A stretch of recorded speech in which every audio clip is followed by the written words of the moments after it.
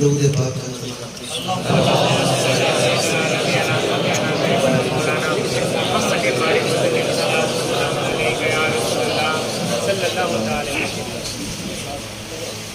میں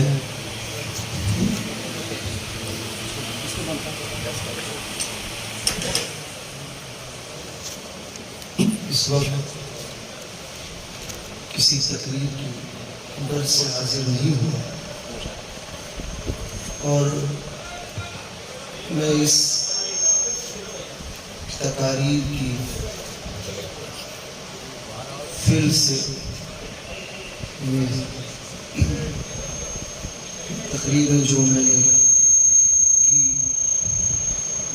آہستہ آہستہ پھر سے اس کو بند کرنے کا ارادہ کرتا ہوں۔ بہرکیف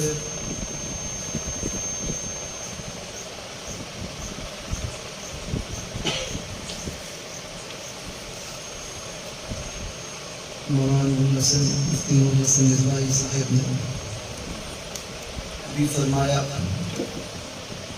صحابہ کے متعلق عقیدہ کیا ہونا چاہیے، بس اس پر ایک بات میرے ذہن میں آئی۔ سبحان اللہ سبحان اللہ۔ حضور پاک نے فرمایا ثم خیر القرون قرنی، خیر القرون قرنی،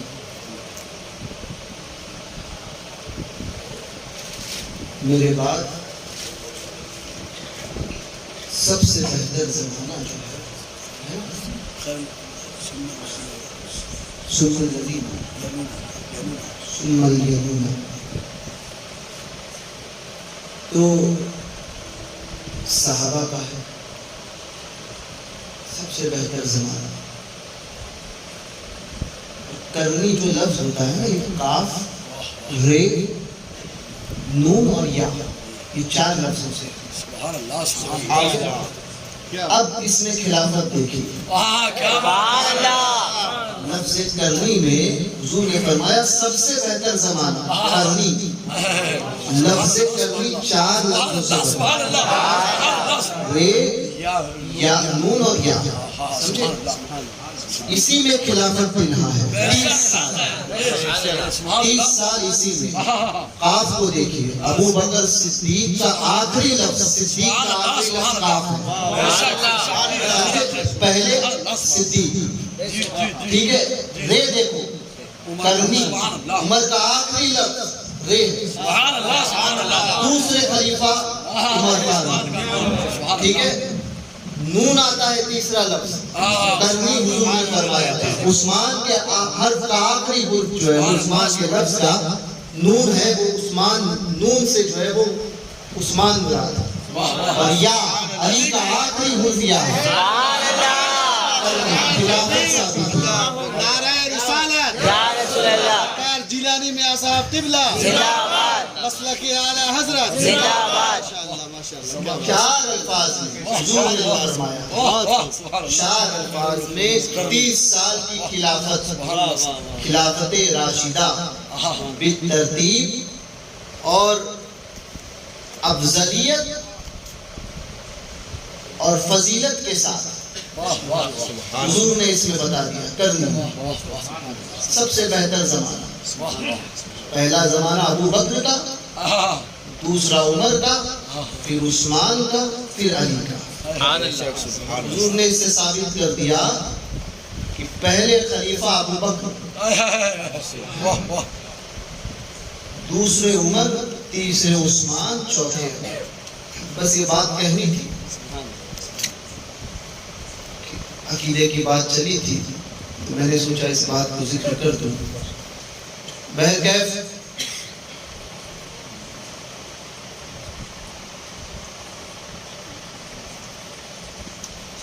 میں نے اس بات کو پایا کہ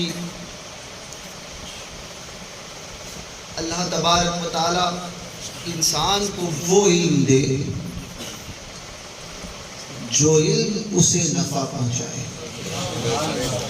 یعنی اپنے فضل کے ساتھ جس علم پر اللہ اس کے رسول کے فضل کی مہر ہو، اللہ ایسا علم عطا کرے، آمین اللہ وہ علم عطا کرے جو ادب کے ساتھ ہو، لیکن جس علم میں ادب نہیں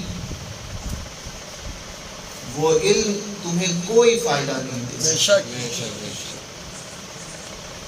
شیطان کے پاس علم کی کمی تھی، معلم الملکوت کہلاتا تھا، اپنے آپ کو تھا نہیں، کہلواتا تھا۔ علم اتنا جس کی کوئی حد نہیں اس کے اعتبار سے، مگر اس نے ادب نہ کیا بے شک تو اس کا علم اسے نفع نہ دے سکا۔ بے شک جو علم ادب کے ساتھ ہوگا وہی علم انسان کو فائدہ پہنچے، بے شک بے شک اور جس علم میں ادب نہیں، جی جس علم میں انکساری اور عاجزی نہیں، وہ علم سوائے تکبر، اور وہ علم انسان کو دین سے دور لے جانے کے لیے کافی ہوتا ہے، بے شک کیونکہ وہ علم جس میں ادب نہ ہو وہ علم اس کے کوئی کام نہیں آئے گا۔ ابن سقا حضور غوث اعظم رضی اللہ تبارک و تعالی جی کے دور میں غوث پاک رضی اللہ تبارک و تعالی عنہ جب بغداد معلیٰ پہنچے، جوانی کی منزل ہے، جب پڑھنے لگے سرکار بغداد تو اس دوران طالب علمی میں آپ کے بغداد معلیٰ سے کچھ دوری پر ایک بزرگ کے متعلق مشہور تھا کہ وہ غوث وقت ہے، اچانک ظاہر ہوتے ہیں اور اچانک غائب ہوتے ہیں۔ مورخین میں سے بعض کتابوں میں نے پڑھا کہ ان کا نام یوسف حمدانی ہے، جو سلسلہ نقشبند کے بزرگ ہیں۔ بعض نے ان کا نام حضرت یوسف حمدانی لکھا ہے، اور بعض نے ذکر نہیں کیا ہے، کیونکہ ایک جگہ پر غوث پاک رضی اللہ تبارک و تعالی عنہ نے یہ فرمایا تھا قدمی حاضی عدارت رتی کلی بنی اللہ، تو اس وقت جن بزرگوں جو بزرگ غوث پاک کی مجالس میں موجود تھے ان میں سے بھی ایک بزرگ تھے یوسف حمدانی۔ اب یہ وہی یوسف حمدانی ہے جو حضرت سلسلہ نقشبندیہ کے بزرگ ہیں یا کوئی اور ہے پتہ نہیں، تو بعض نے ان کو کہا ہے جو قدمی حاضری کے وقت موجود تھے، وہ سلسلہ نقشبند کے بزرگ کہتے ہیں۔ تو حضرت غوث پاک رضی اللہ تبارک و تعالی عنہ نے جب یہ سنا کہ بہت بڑے بزرگ ہیں، آپ اور آپ کے دو ساتھی، ایک کا نام تھا عبداللہ اور ایک کا نام تھا ابن سقا، تینوں مل کر جانے لگے۔ ابن سقا نے راستے میں کہا کہ میں تو ان سے ایسا سوال کروں گا کہ جس کا جواب ہی انہیں نہیں آتا۔ عبداللہ نے کہا میں ایسا سوال کروں گا، دیکھوں گا کہ اس کا جواب وہ کیا دیتے ہیں۔ حضور غوث پاک رضی اللہ تبارک و تعالی عنہ نے جب یہ سنا تو فرمایا معاذ اللہ، میں نہ ان سے کوئی سوال کروں گا جس کا جواب وہ جن کو ان کو نہ آتا ہو، نہ ایسی کوئی بات کہ اس کا جواب وہ کیا دیتے ہیں، میں کوئی ایسی بات، میں تو صرف اور صرف ان کی زیارت کی غرض سے فیضان حاصل کرنے کے لیے جا رہا ہوں، یہ کہہ کر وہ پہنچے۔ یہ بات راستے میں ہوئی، وہ دور انٹرنیٹ، موبائل اور کسی ایسے معاملات کا نہیں تھا، نہ تار ہوتی تھی، نہ اسپیڈ پوسٹ کا دور تھا، ایسا کوئی معاملہ نہیں تھا. یہ بات راستے میں مگر اولیاء کاملین کا سبحان اللہ کی نظر اور ان کا تصرف کہ وہ دیکھتے ہیں، وہ سنتے ہیں کہ جو اور کوئی نہیں دیکھ سکتا اور جو اور کوئی نہیں سن سکتا. یہ ان کا تصرف، یہ ان کا اختیار، اور یہ ان کا میڈیا ہوتا ہے جو اتنا فاسٹ کام ہے. ان بزرگوں کو لوگ کہتے ہیں آج ٹی وی کے ذریعے دین پھیل رہا ہے. میں پوچھتا ہوں اگر ٹی وی کے ذریعے ہی دین پھیلنا ہوتا معاذ اللہ، تو میں پوچھتا ہوں کتنے لوگ داخل اسلام ہوئے، کتنے لوگوں نے اسلام کو قبول کیا. ٹی وی کے ذریعے اگر اسلام پھیل رہا ہے، کتنے لوگوں نے اسلام قبول کیا؟ ایک غریب نواز. سبحان اللہ. نہ ٹی وی کا معاملہ، نہ کوئی ایسا معاملہ. ایک غریب نواز ہندوستان آ رہے ہیں، 90 لاکھ کو کلمہ پڑھا رہے ہیں. 90 لاکھ سے زائد مشہور روایت تو 90 لاکھ کی ہے. کتنے پڑھایا کلمہ، کتنوں کو پڑھایا یہ اللہ جانے، اس کا رسول جانے. 90 لاکھ کی مشہور ہے. ایک کون سا میڈیا تھا وہاں؟ اور اس دور میں اگر کوئی کروڑوں کو بھی کلمہ پڑھائے نا، اس دور میں اگر کوئی کروڑوں کو بھی کلمہ پڑھائے، پھر بھی غریب نواز کے ہاتھ پر ایک شخص جس نے اسلام قبول کیا ہوگا، اس کی برابری وہ نہیں کر سکتا. نعرہ تکبیر، اللہ اکبر، نعرہ رسالت، یا رسول اللہ، مسلک اعلی حضرت، زندہ آباد، خواجہ کا ہندوستان، زندہ آباد. نعرہ تکبیر. وجہ یہ کہ انہوں نے اس دور میں اسلام کی تبلیغ کی ہے جس دور میں اسلام کی تبلیغ پر پابندی تھی. آج ہم اور آپ مسلمان کو صحیح نہیں کر سکتے، کافر کو کلمہ پڑھانا تو بہت دور کی بات ہے.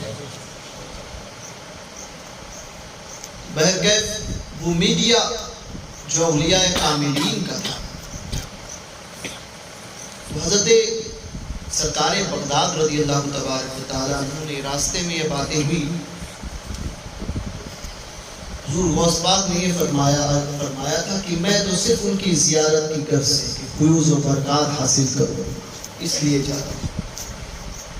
پہنچے اس غار میں، جب پہنچے تو وہ اپنے مقام پر نہیں تھے، موجود نہیں تھے. اچانک تھوڑی دیر بعد وہ غوث وقت ظاہر ہوئے. فوراً پہلے نہیں تھے. ان کی خاصیت ہی تھی، کرامت تھی کہ جب چاہے ظاہر ہوتے تھے اور جب چاہے غائب ہوتے تھے. تو وہ اچانک ظاہر ہوئے اپنے مقام پر، جلال کی نگاہ سے ابن سقا کی طرف دیکھا، ابن سقا کی طرف جلال کی نگاہ سے دیکھا. ابن سقا سے کہا، ابن سقا یہ بھی بڑے تعجب کی بات کہ کسی نے یہ نہیں کہا تھا کہ یہ کون ہے اور کہاں سے آیا. کیا بات ہے. جب ظاہر ہوئے تب نام لے کر بلایا. فرمایا ابن سقا جلال کی طرف نگاہ سے دیکھا اور فرمایا ابن سقا تو یہ کہتا ہے کہ میں ان سے ایسا سوال کروں گا کہ دیکھتا ہوں کیا جواب دیتے ہیں. میں ان سے ایسا سوال کروں گا کہ جس کا جواب مجھے نہ آتا ہو. یہ تو کہتا ہے سن تیرا سوال یہ تھا اور اس کا جواب یہ ہے. سبحان اللہ. میں یہ دیکھ رہا ہوں کہ تیرے ارد گرد کفر کی آگ بہہ رہی ہے، ارد کفر کی آگ بہ گئی۔ عبداللہ کی طرف دیکھا جلال سے، فرمایا عبداللہ تو نے یہ سوال کیا تھا کہ میں سوال کروں گا، ایسا سوال کروں گا کہ دیکھتا ہوں اس کا جواب کیا دیتے ہیں۔ سن، تیرا سوال یہ تھا اور اس کا جواب یہ ہے۔ میں یہ دیکھ رہا ہوں کہ دنیا کانوں کی لو تک تیرے آ پہنچی، تو اتنا ڈوب گیا دنیا میں۔ پھر حضور غوث پاک کی طرف نگاہ کرم سے دیکھا، نگاہ کرم سے دیکھا، حضور غوث پاک کو قریب بلایا کہ اے عبدالقادر، اپنے بازو میں بٹھایا اور فرمایا اے عبدالقادر، ان قریب تو نے اپنے ادب سے اللہ اس کے رسول کو راضی کر دیا، تو نے اپنے ادب سے اللہ اس کے رسول کو راضی کر لیا۔ ان قریب ایک وقت آئے گا کہ تو بغداد معلیٰ کی سرزمین پر کھڑا، منبر پر کھڑا ہو کر یہ اعلان فرمائے گا قدمی حاضری علی رقبتی کل مؤمن، میرا یہ قدم تمام اولیاء اللہ کی گردنوں پر ہے، اور روئے زمین کے سارے اولیاء کاملین تیرے اس فرمان کو سن کر اپنی گردنوں کو خم کریں گے۔ فرماتے ہیں حضرت وہ بزرگ غوث پاک کہ اس منزل پر جب پہنچ جاؤ، درود پاک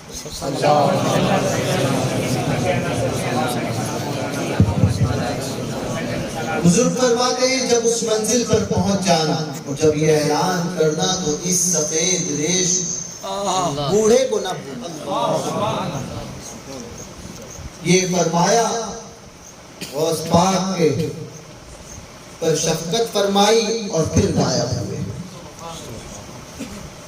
عبداللہ کہتا ہے کہ اس کے بعد ہم سب چلے آئے، سب اپنے اپنے کاموں میں مصروف اور کسی سے کوئی تعلقات نہیں۔ تو یہ حال ہوا کہ میرے معاملات ایک بادشاہ سے طے ہوئے اور میں اس کا وزیر بنا، اور میں دنیا میں اس قدر کھو گیا کہ مجھے اس کی کوئی دین کی طرف کوئی توجہ ہی نہ رہی۔ دنیا میرے کانوں تک پہنچی۔ جب میں نے ان کی اس بات کو سچ پا لیا تو میں نے سوچا کہ یقیناً انہوں نے جو کہا تھا کہ تو دنیا میں ایسا ڈوبے گا کہ تیرے کانوں کی لو تک دنیا پہنچے گی، مجھے وقت ہی نہ رہتا دنیا کے معاملات سے نکلنے کا۔ تو میں نے پتا کیا کہ ابن سقا کا حال کیا ہے۔ میرے متعلق اس بزرگ کی پیشن گوئی سچی ہوئی، میں نے پتا کیا کہ ابن سقا کا کیا حال ہے۔ پتا چلا کہ ابن سقا فلاں جگہ پر گیا اور بہت بڑا مناظر بنا، متکلم تھا۔ وہاں پر اس کا عشق، اس کا دل ایک یہودی لڑکی، چرواہے کی لڑکی پر آ گیا، بہت خوبصورت تھی۔ ابن سقا نے اس سے شادی کی مانگ کی۔ لڑکی نے کہا میرے باپ سے پوچھ کر بتاؤں گا۔ باپ نے کہا کہ پہلے میرے چرواہوں کو چرانا پڑے گا۔ اس نے کہا ٹھیک ہے میں چراؤں گا۔ جب وہ چرانے لگا تو پھر اس یہودی نے کہا کہ ایک شرط پر شادی ہوگی کہ تجھے دین اسلام چھوڑ کر یہودیت کو اپنانا پڑے گا۔ اس عورت کی عشق میں گرفتار ہو کے ابن سقا نے اسلام کو چھوڑا، یہودیت کو۔ فرماتے ہیں اس بزرگ کی، حضرت عبداللہ فرماتے ہیں کہ اس بزرگ کی وہ بات کی سچ ہوئی کہ ابن سقا کے متعلق فرمایا تھا کہ کفر کی آگ میں تیرے ارد گرد دیکھتا، دہکتے ہوئے دیکھتا۔ اب میں نے بغداد معلیٰ میں شیخ عبدالقادر جیلانی کے متعلق پتا کیا تو پتا چلا کہ انہوں نے بغداد میں حال ہی میں منبر پر کھڑے ہو کر یہ اعلان فرمایا قدمی حاضی علی رہبتی کل ولی اللہ، سبحان اللہ میرا سبحان یہ اللہ قدم تمام اولیاء اللہ کی گردنوں پر سبحان اللہ یہ کس سبب یہ معاملات ہوئے؟ صرف اور صرف ادب نے سرکار بغداد کو اس منزل پر پہنچایا کہ اس منزل پر کسی دوسرے کو نہیں پہنچایا گیا، وہ اپنے منزل میں اپنے مقام میں تنہا ہے۔ یہ حال حضور غوث پاک رضی اللہ تبارک و تعالیٰ عنہ کی بارگاہ میں ایک بزرگ حاضر ہوئے، نوجوان تھے، بہت نورانی شکل،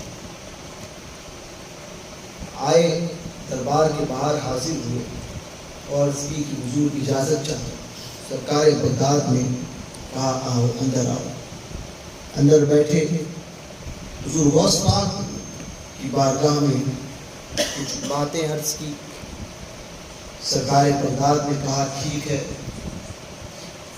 آپ نے اس کا جواب دیا، کچھ دیر رکے، پھر کہا کہ حضور اجازت ہے، فرمایا ٹھیک ہے جاؤ۔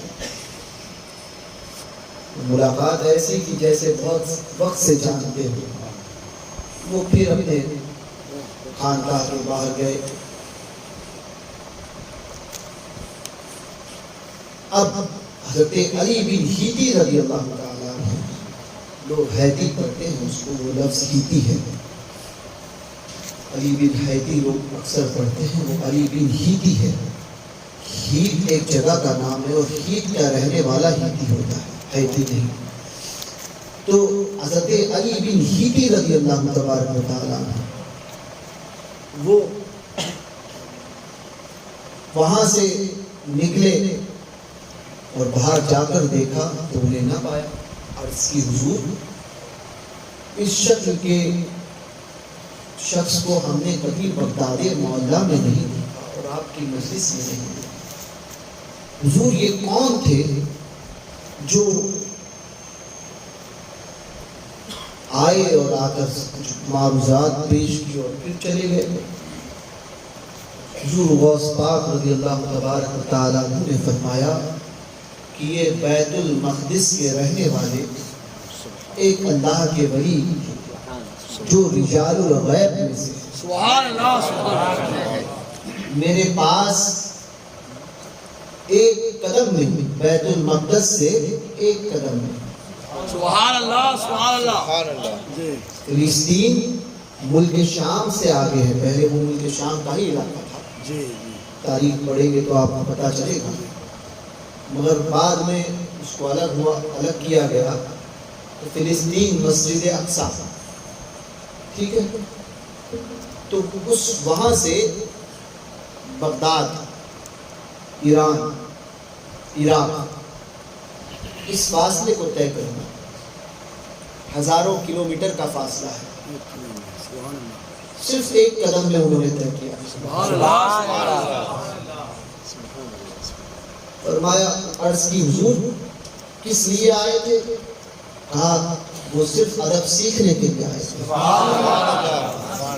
اس لیے میری بارگاہ کے ادب کے لیے انہوں نے اپنے آپ کو میرے سامنے ظاہر نہیں کیا، بلکہ میری خانقاہ کے باہر آئے، ایک قدم میں، پھر خانقاہ میں اجازت طلب کی، پھر آئے، پھر اپنا مسئلہ پیش کیا، ادب سیکھا، پھر جانے کے بعد میں ایک قدم میں اپنے مقام پر پہنچ گیا۔ یہ تھا ادب۔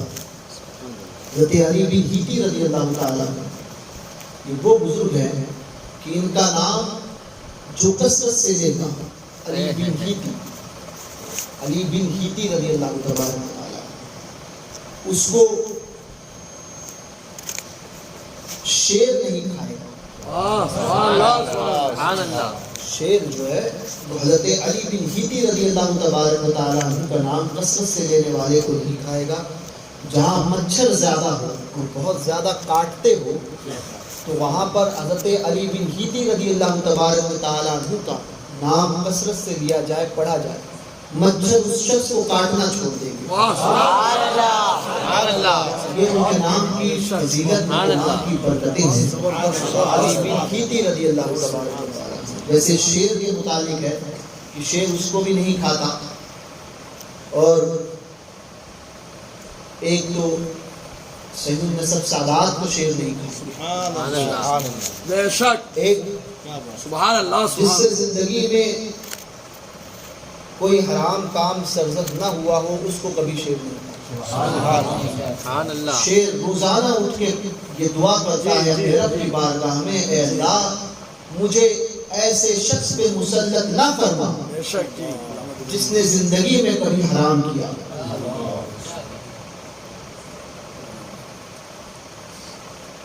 سمجھو, حضرت علی بن ہیتی رضی اللہ تبارک و تعالیٰ یہ وہ بزرگ کہ غوث پاک رضی اللہ تبارک و تعالیٰ عنہ کے اس چشم عالم سے پردہ فرمانے کے بعد حضور غوث پاک نے اس دنیائے ظاہری سے جب پردہ فرمایا, جب لوگوں کی آنکھوں سے آپ روپوش ہو گئے, اجھل ہوئے اور منزل حقیقی کی طرف بڑھے, تو مقام غوثیت پر جو غوث پاک کی نیابت کا منصب ہوتا ہے, سمجھے, ایک تو غوثیت کبریٰ ہے جس پر حضور غوث پاک فائز ہے. سبحان اللہ. اس مقام پر دوسرا کوئی فائز نہیں ہو سکتا.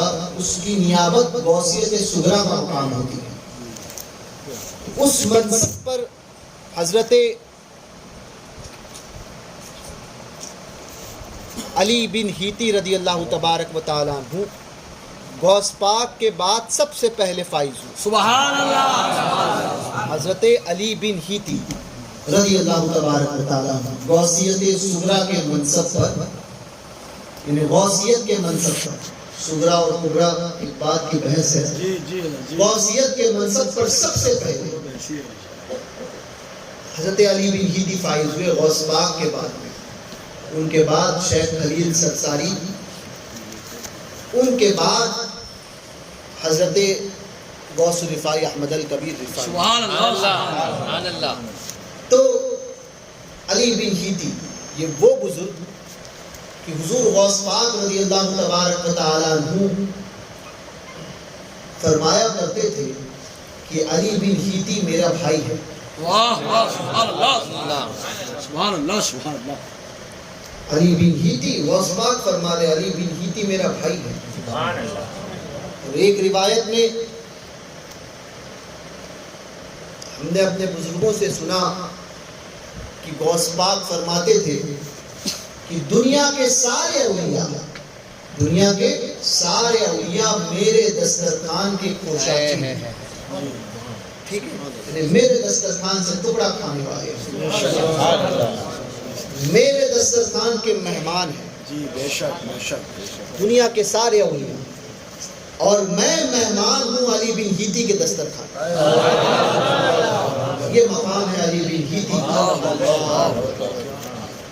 یہ مقام ہے علی بن ہیتی رضی اللہ تبارک و تعالیٰ. کس مقام پر فائز؟ غوث پاک کے سامنے جب جاتے تھے تو سنت صدیقی کو ادا کرتے تھے. سبحان اللہ. کیا سنت صدیقی؟ منہ میں کنکڑیاں لے کر جاتے,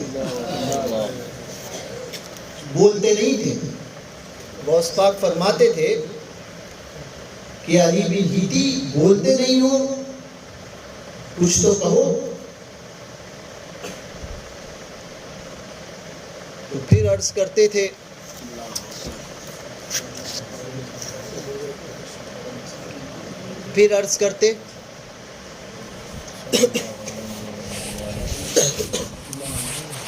صلی اللہ علیہ وسلم. صلی اللہ علیہ وسلم. صلاۃ و سلام علیک یا رسول پھر عرض کرتے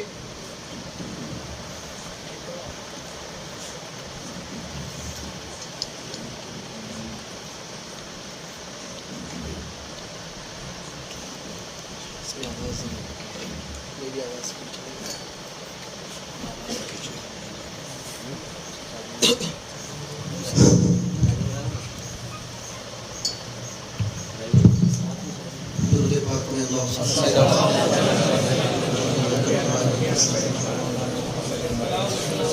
وہ حضور غوث پاک رضی اللہ تبارک و تعالیٰ عنہ جب منہ میں پتھر لے کر حضرت علی بن ہیدی پہنچتے سیدنا صدیق اکبر کے متعلق بھی حدیثوں میں آتا ہے بے شک آئے جی حضور کی بارگاہ کا ادب. بے شک آئے. تو علی بن ہیدی بھی یہی بات کرتے. لوگوں نے عرض کی کہ آپ بولتے نہیں ہو. کہا کہ میں ڈرتا ہوں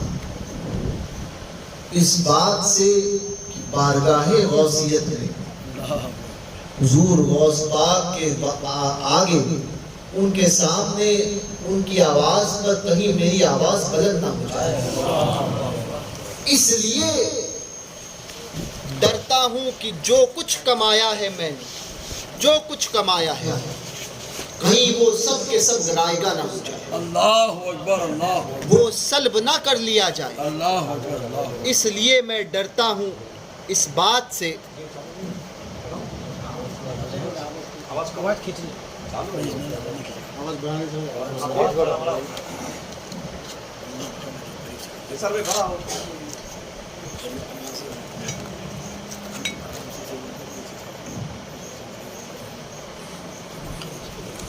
اس بات سے میں ڈرتا ہوں کہ میرا اس بات سے میں ڈرتا ہوں کہ جو کچھ میں نے کمایا ہے وہ سب کچھ سلب نہ کر دیا جائے، سب کچھ نہ کھینچ لیا جائے. حضرت علی بن ہیتی رضی اللہ تبارک عنہ تو غوث پاک کی بارگاہ میں جاتے تھے تو غوث پاک کی بارگاہ میں اسی عذر کو پیش کرتے تھے کہ حضور آپ کی بارگاہ میں علی کی یہ مجال کی کچھ بولے. حضور مجھے اس بات کا ڈر ہے کہیں آپ کی آواز پر میری آواز بلند نہ ہو جائے اور میں نے زندگی میں جو کچھ پایا ہے سب کچھ نہ چھین لیا جائے، اس لیے ڈرتا ہوں. حضور غوث پاک پھر فرماتے اے علی تم بولو تمہارے لیے امان ہے. سبحان اللہ سبحان اللہ. فیضان غوث اعظم زندہ باد، فیضان غوث اعظم زندہ باد، شہزادہ غوث اعظم. زندہ باد. علی تم بولو تمہارے لیے امان ہے، علی تم بولو تمہارے لیے امان ہے. وہ علی بن ہیتی رضی اللہ تبارک و تعالی ادب وہ معاملہ کہ ایک مرتبہ ہیت میں اپنے مریدوں کے ساتھ موجود تھے.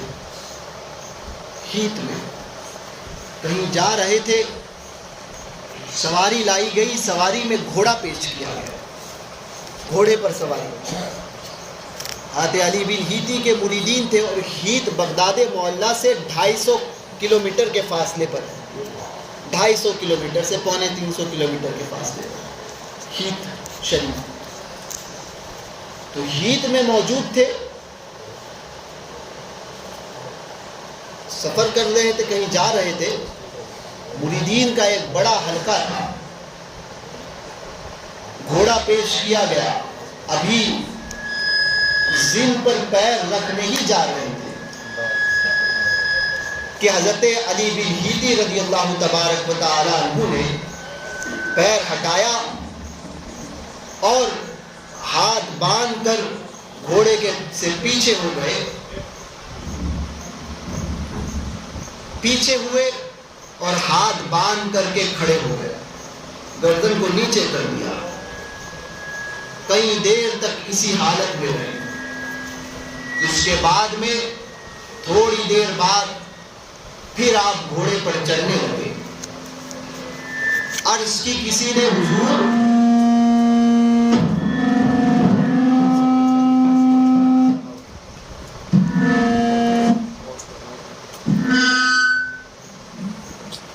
عرض کی حضور آپ نے اس طرح کے معاملات کیوں کیے کہ آپ اچانک گھوڑے پر بیٹھنے جا رہے تھے، اچانک آپ گھوڑے سے ہٹے، پیر رکھنے جا رہے تھے، پھر پیر کو زمین پر لیا، پھر ہاتھ باندھ کر کے گردن کو نیچا رکھ کے آپ کھڑے ہو گئے کئی دیر تک، اس کے بعد اب بیٹھ رہے ہیں، ماجرا سمجھ میں نہیں آیا۔ اب حضرت علی بن ہیتی کا جواب سماعت کرو۔ عرض کرتے فرماتے ہیں کہ میں جس وقت گھوڑے پر بیٹھنے جا رہا تھا، میری نگاہ بغداد معلیٰ پر پڑی۔ سبحان اللہ۔ میں نے دیکھا کہ حضور شہنشاہ بغداد، پیرانے پیر، پیر دستگیر، سرکار غوث پاک رضی اللہ تبارک و تعالی عنہ مدرسے نظامیہ سے اسی وقت باہر نکل رہے ہیں، اور حضور غوث پاک اپنے کھچر پر، گھوڑا نہیں کھچر جو گھوڑے سے چھوٹا ہوتا ہے، گدھے سے بڑا، حمار سے بڑا ہوتا ہے، تو اس پر تشریف رکھنے جا رہے ہیں، اپنے کھچر پر تشریف رکھنے جا رہے ہیں۔ میں نے اس بات کو بے ادبی جانا کہ حضور غوث پاک رضی اللہ تبارک و تعالی عنہ بغداد معلیٰ میں اپنے کھچر پر بیٹھنے جا رہے ہوں، اور اس وقت میں ہیت میں سرکار بغداد کے مقابلے میں گھوڑے پر بیٹھوں۔ اسی لیے میں پیچھے ہٹا، اور جب تک شہنشاہ بغداد سلطان الاولیاء کھچر پر سوار ہو کر آگے نہ بڑھے، اس وقت تک میں نے گھوڑے پر بیٹھنا پسند نہ کیا۔ یہ ادب تھا، اور یہی وجہ تھی کہ حضور غوث پاک کے بعد میں غوث پاک رضی اللہ تبارک و تعالی عنہ کے کرم سے غوثیت کے منصب پر علی بن ہیتی فائز ہوئے۔ علی بن ہیتی فائز ہوئے۔ یہ ادب تو پتا چلا کہ منازل طے کرنا ہے تو ادب ضروری ہے۔ بغیر ادب کے تجلیات کا، راہ سلوک کا کوئی سفر آپ پر نہیں کھل سکتا، کوئی سفر۔ جتنا چاہے پڑھ لو، جتنے چاہے دنیا میں بڑے القاب لگا دو، جتنا چاہے جتنا بڑا عالم بننا ہے بنو، مگر ادب سے خالی رہو گے تو کبھی فیض نہیں آ پائے گا، اور نہ کسی کو فیض دے پاؤ گے۔ ادب پہلی منزل ہے محبت کے قرین ہونے، پہلی منزل ادب ہے۔ عشق کا پہلا زینہ ادب ہے۔ جس نے ادب کیا وہ سب کچھ پا گیا، اور جس نے ادب چھوڑا وہ خالی رہا۔ اس لیے ادب کا دامن کہیں سے نہ چھوٹنے پائے، اور جو علم ادب کے بغیر ہو تو اس سے بہتر ہے کہ اس کا جاہل رہنا۔ بے شک بے شک۔ حضرت محمد غوث گوالیری رضی اللہ تبارک سبحان اللہ سبحان اللہ۔ میں آ رہا تھا کہ میں نے ابھی انہی کو کافی عرصے سے پڑھتا تھا، ایک کتاب ان کی مجھے ملی، اس کو میں نے پڑھا، جس میں ایک بات تو پہلے سے طے تھی۔ بزرگوں نے فرمایا کہ قوت گویائی جس کے پاس زیادہ ہو جائے وہ قوت عمل سے خالی ہو جاتا ہے۔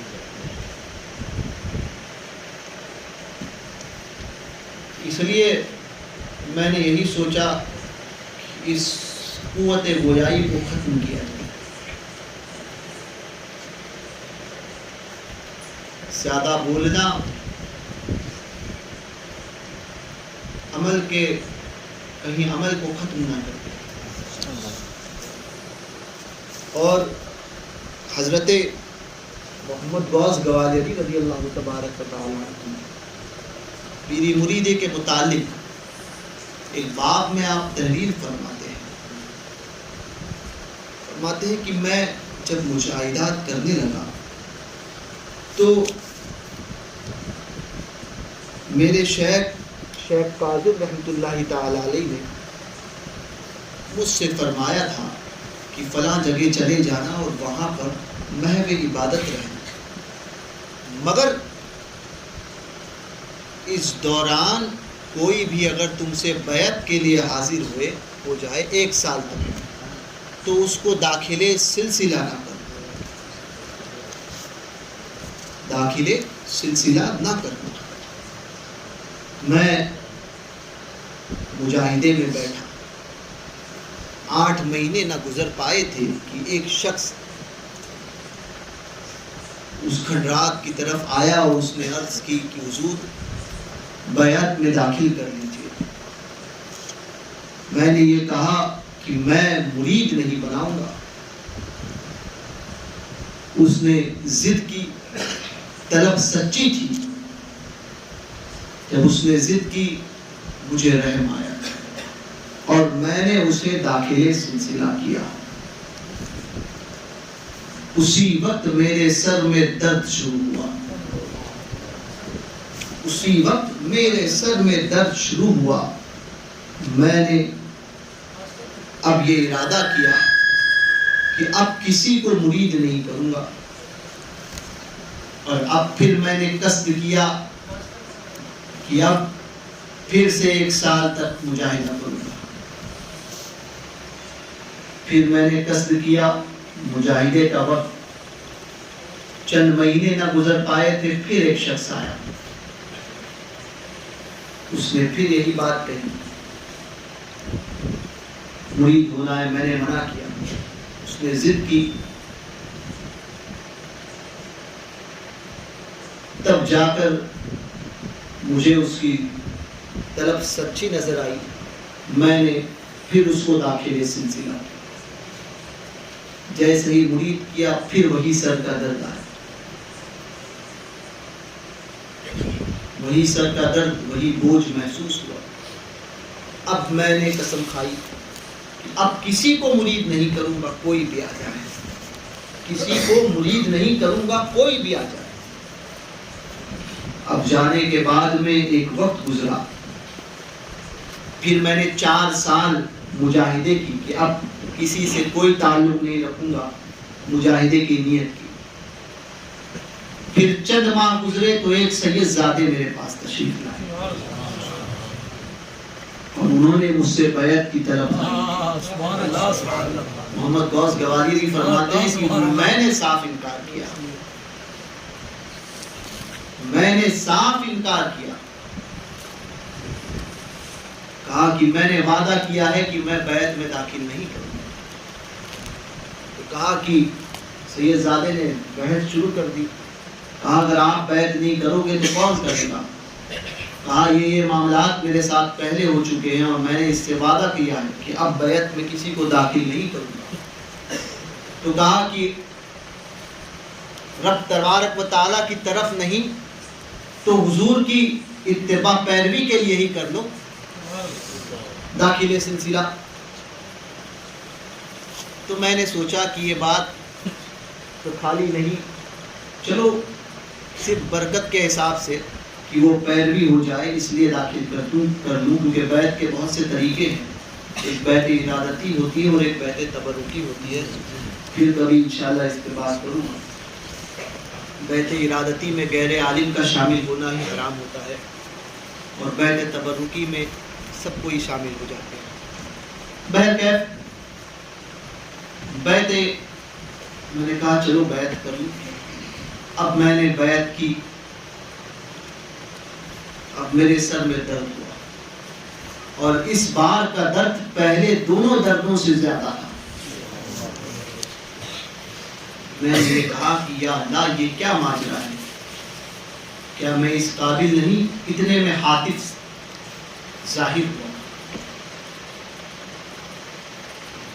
اور اس نے کہا کہ ہم نے منع کیا تھا کہ بیعت کسی کو نہ کیا جائے، تم نے کیوں بیعت کی؟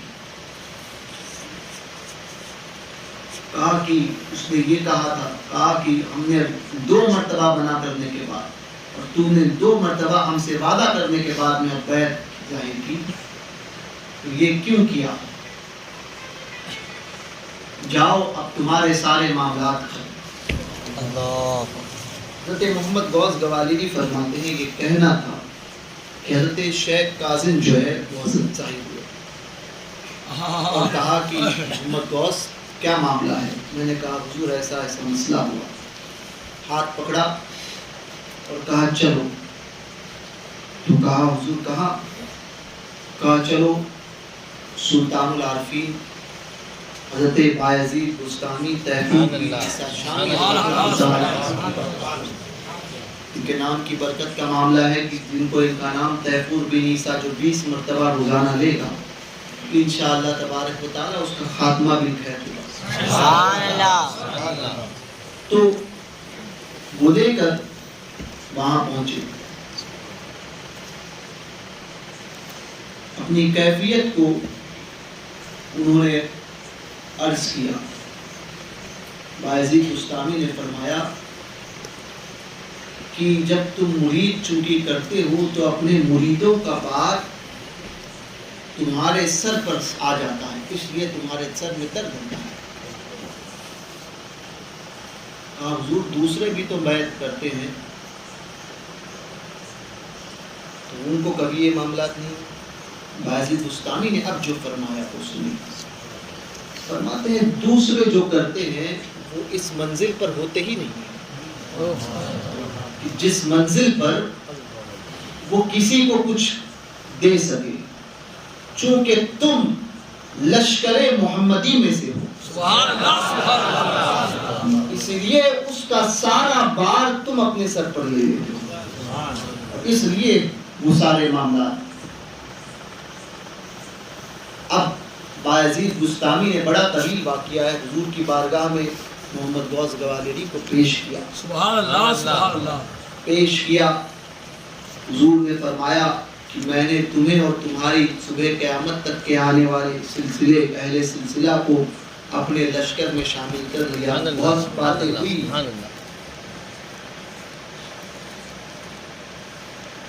پھر خرقہ پہنایا گیا. اس واقعے سے بھی اس بات کی طرف اشارہ ہے کہ سارے معاملات ادب کے ساتھ اس روحانیت کو حاصل کرنے کے ہیں کہ جس کو ہم اور آپ دیکھ نہیں پاتے. ہم سمجھتے ہیں کہ ہم نے 8 سال پڑھا، 5 سال پڑھا، 6 سال پڑھا، 10 سال پڑھا، 12 سال کا ہم نے کورس کیا، افتاء کیا، مفتی بنے، بڑے عالم بن گئے. 5-10 سال کسی کتاب کو لے کر ہم پڑھنے لگے، وظائف اوراد و وظائف. ہم سمجھتے ہیں کہ ہم نے ساری منازل کو پار کر لیا، ہم ہی متقی اور ہم ہی ولی. ولایت اس چیز کا نام نہیں ہے. ولایت اس چیز کا نام نہیں. ولایت نام ہے معرفت الہی کو حاصل کرنا. معرفت الہی کو حاصل کرنا، اس چیز کا نام ولایت ہے. ولایت کو حاصل کرنا، روحانیت کو حاصل کرنا ہے. تو یہ اس وقت تک نہیں حاصل ہوگی جب تک ظاہر کے ساتھ باطن کی جو خرابیاں ہیں وہ دور نہ ہوں. ظاہر کو ہے صفائے ظاہری کے ساز و ساما خوب کو جو مفتی اعظم فرماتے ہیں، جس کا باطن صاف ہو وہ باصفا ملتا نہیں. باطن کو صاف کرنے کی ضرورت ہے. جب تک وہ روشن نہیں ہوگا تب تک تجلیات کا کوئی حصہ ہم پر نہیں کھلے گا. کیونکہ ہم ادب کو چھوڑ کر یہ سمجھتے ہیں، جب کچھ پڑھتے ہیں تو ہم یہ سمجھتے ہیں کہ ہم ہی سب سے بڑے اور ہم سب سے اچھے. ایک شخص کبھی نماز نہ پڑھتا تھا، نماز کا عادی بن جائے، 1 مہینہ نماز پڑھے گا، 1 مہینے کے بعد میں ساری دنیا اس کو بے نمازی نظر آتی. کیوں؟ کیونکہ وہ سمجھتا ہے کہ میں ہی نمازی ہوں، باقی کوئی نماز نہیں. وہ سب کو حقارت کی نگاہ سے دیکھتا ہے. یہی فرق ہوتا ہے ایک عام انسان میں اور اولیاء کاملین میں. اولیاء کاملین مقام کو پانے کے بعد میں بھی اپنے آپ کو دنیا میں سب سے زیادہ حقیر سمجھتے ہیں. یہ فرق ان کا. اس لیے ولایت بہت اونچی چیز ہے. روحانیت کو حاصل کرنا ہو سب سے پہلے ادب، علم، اور پھر ان بزرگوں کی بارگاہوں کی جوتیاں سیدھی کرنا. سچی لگن، مجاہدات، مراقبات، یہ جب تک انسان نہیں پہنچے کرے گا. سوچتے ہیں ہم تسبیحاں پڑھ لیتے ہیں، کسی کے پاس کشف آ جائے تو وہ سمجھتا ہے کہ وہ بہت بڑا ولی ہے. دل کی بات کسی کی بتا دی، سمجھتے ہیں لوگ کہ بہت بڑا ولی ہے. کشف تو سادھوؤں کو بھی ہوتا ہے، جوگیوں کو بھی کشف ہوتا ہے کہ دلوں کی بات بتاتے ہیں، مگر کشف، کسی کے پاس کشف کا ہونا اس کے ولایت کی دلیل نہیں ہے. اسی لیے اپنے باطن کو سنوارنے کی کوشش کرو. جب تک یہ نہیں سنورے گا اس وقت تک تمہارے کوئی اعمال تمہارے کام نہیں آئیں گے.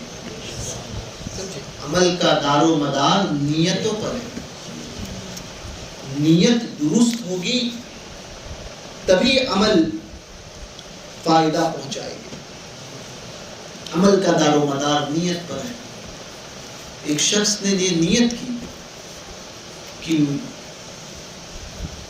حدیث پاک میں آتا ہے، مفہوم حدیث بتا کر چلتا ہوں، حضور کی بعض حدیثیں ایسی ہے جو بعض کی تشریح کرتی ہیں.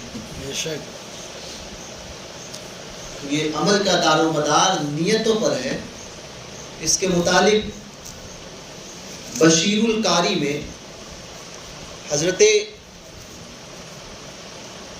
سید غلام جیلانی میٹھی رحمۃ اللہ تعالی انہوں نے ان حدیث کو نقل کیا ہے. فرماتے ہیں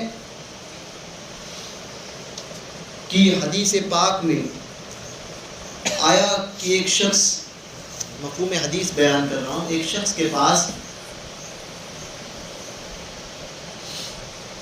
پیسہ ہو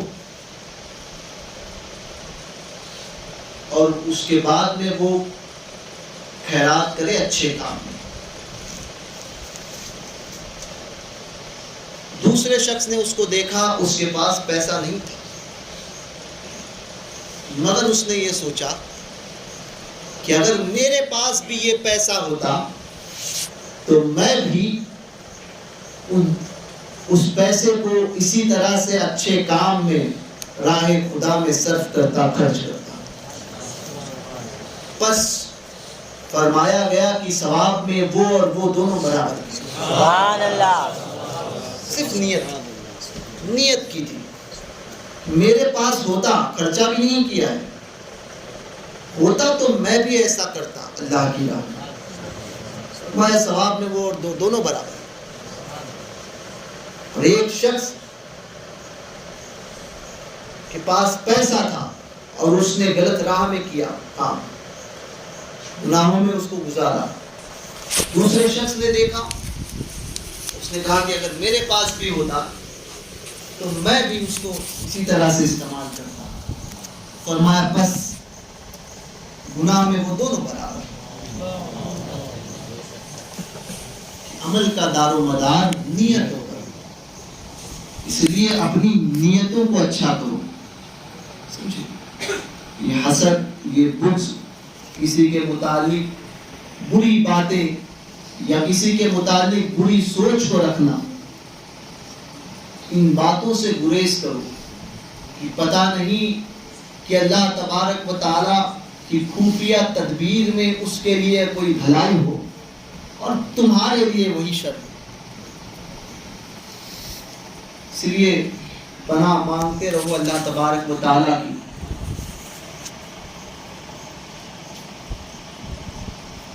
کہ اللہ ہمیں اپنی پناہ عطا فرما، ہر برائی سے اور ہر برے کام سے. سمجھ میں آئی بات؟ اللہ تبارک و تعالیٰ کہنے سننے سے زیادہ ہمیں عمل کی توفیق عطا فرمائے.